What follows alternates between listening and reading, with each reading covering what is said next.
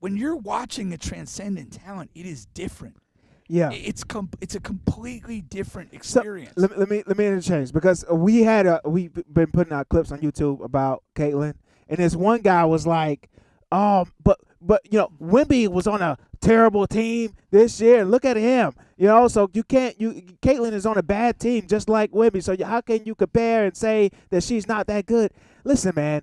Listen, I know Wemby was on a shit team. I'm a Chet guy, Joel Embiid, 76ers, Luka guy, whatever. But when I watch the Spurs, when I watch Wemby play, I know this is something different. I enjoyed watching him, even though they were losing. Like you know what I mean? It was just a different experience watching him, even in a losing effort. Because it's it's something different. You just know it. And I'm not a Luka guy, but I know that's a transcendent talent. Yeah. So, of course, there's been a lot of chatter, and what I wanted to take this conversation to, because none of the chatter is about basketball. Right. The chatter is about Caitlyn being pushed too hard. Charles Barkley wants the WNBA players to kind of let her be her. Stop, double teaming or picking up full 93 feet because she's, getting all these chartered flights for you guys. You got, all of this stuff. Then you got Angel Reese getting double tagged out, and then saying that she's just as influential as Caitlin Clark. As for people watching the WNBA, all of this stuff that's going on from week to week in the national news. But nobody's talking about, okay, who's the best team in the league? Who's the top scorer? What was this game? What is an analysis of this game, versus these two top teams? Because very few people give a shit.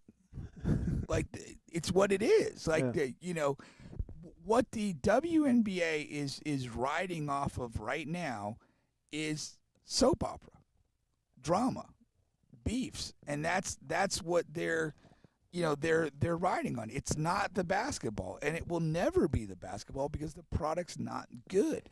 And people, they do actually kind of understand that, but they kind of want to deny it if they want to be politically correct. But it's just, the product standing by itself is not compelling enough to that many people. It has an audience of a certain relative size, and it might grow incrementally over time. But the drama, the what have you, that's what's driving this right now. It's not. Now, maybe in another universe, like if Caitlin Clark had come in and rattled off a couple 30-point games and took a team, and they're, first or second place in the standings, maybe the narrative's different and maybe the basketball takes, front and center stage, but it's not. And I don't think it ever will. But I do think it's fair.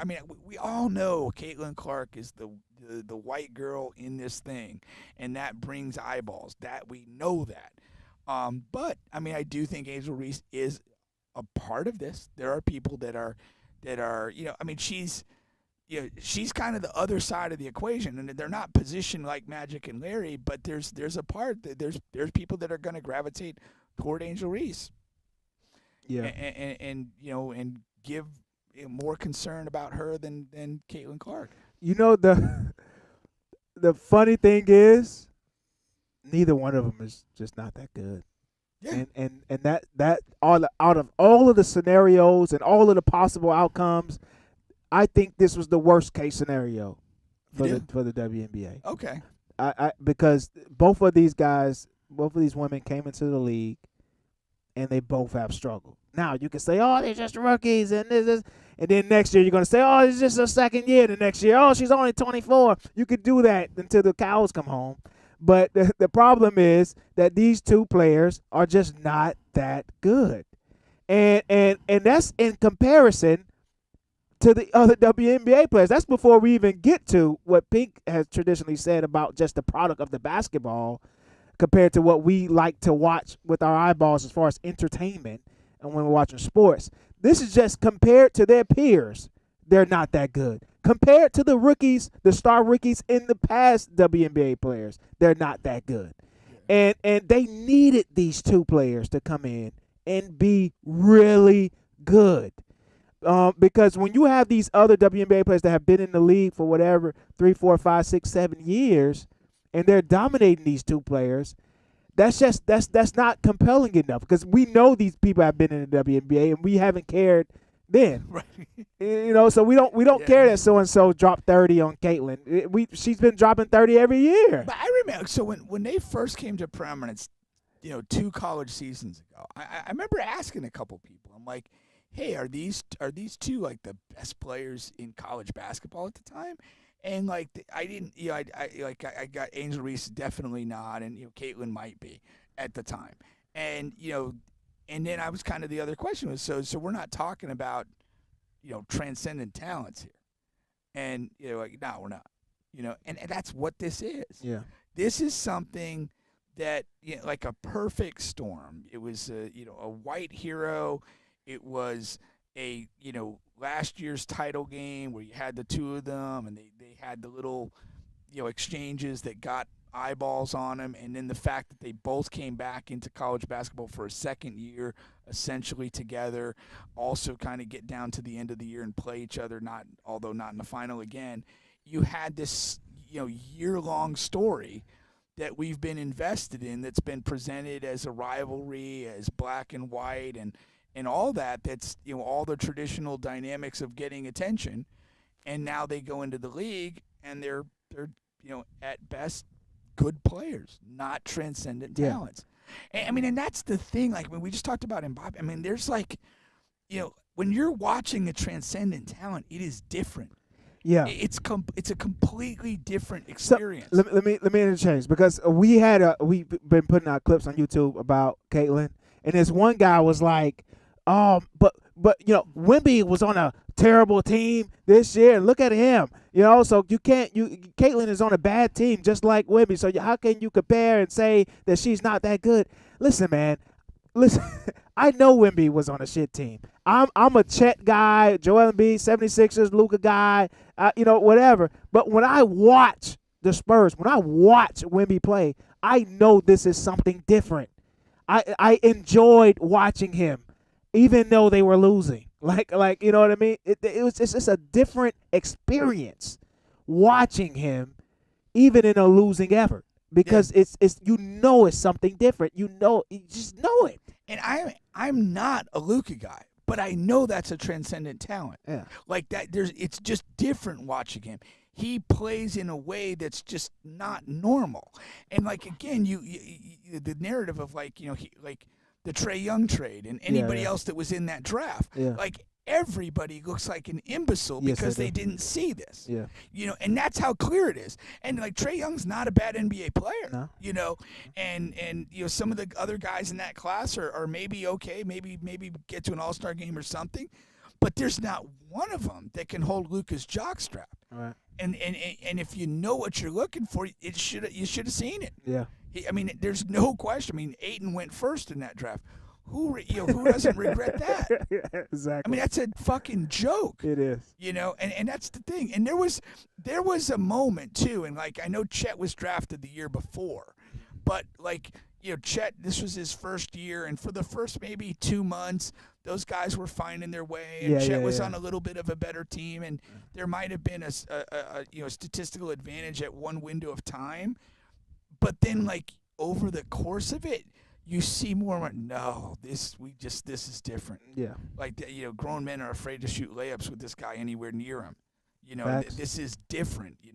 He's casually knocking in threes and just the way he moves, it doesn't look normal at all. Yeah. And that's what you're seeing, and that's what you're drawing your eye to. And just the reality is the WNBA does not provide that. They don't come close to providing that, and they never will. It's because there's levels to things, and they're just the women operate and play at a different level. It doesn't mean it can't be appreciated or shouldn't be appreciated for what it is, but if you're talking about luring in people that are casuals, people that are just going to check into something, hoping to see something special and maybe stick around, that's not happening. Because I've tried, man. I tried last night. Yeah. It was absolutely nothing on. I had finished the series the day before, so last night I had absolutely nothing to watch. And I said, let me check Angel Reese out and the team. That was the game she actually got double text and got thrown out the game Yeah. in that fourth quarter. And it was like watching paint dry, man. I couldn't believe that I couldn't find anything better to watch on TV. Yeah. It was a shame on me. I was blaming myself that I didn't find anything better to watch. It was tough, man. And It was really tough. one of the funny we had Kamar on here maybe a month or so ago, and he's a women's basketball fan. He enjoys it. He coaches girls basketball, and he's into it. He's been into it for a while, and he tweeted the other day that like he's not happy that all they're talking about is the drama around the game, and they're not talking about the games because he's invested in that situation. I mean, he cares. He knows the stories, the players. He gives a crap about who's having a good season and who's not, and that's fine. But like when you want something to blow up, it's not your friends and family. It's not the people that already believe in it. It's when your reach goes to people that did not give a crap about it, and somehow they do now. Yeah. That's when things explode. No, that's for sure. That's for sure. Well, when the next crazy, beef or fight or push happens, we'll talk about it. Not sure. Give it 48 hours. Not sure we're going to do many WNBA game analysis on this. We're not going to be covering the playoffs or anything. Yeah. All right. Well, at least Pink hopes not. Yeah. Hey, for the next month, I'm focused on football, soccer. On soccer, okay. The original football. Original football.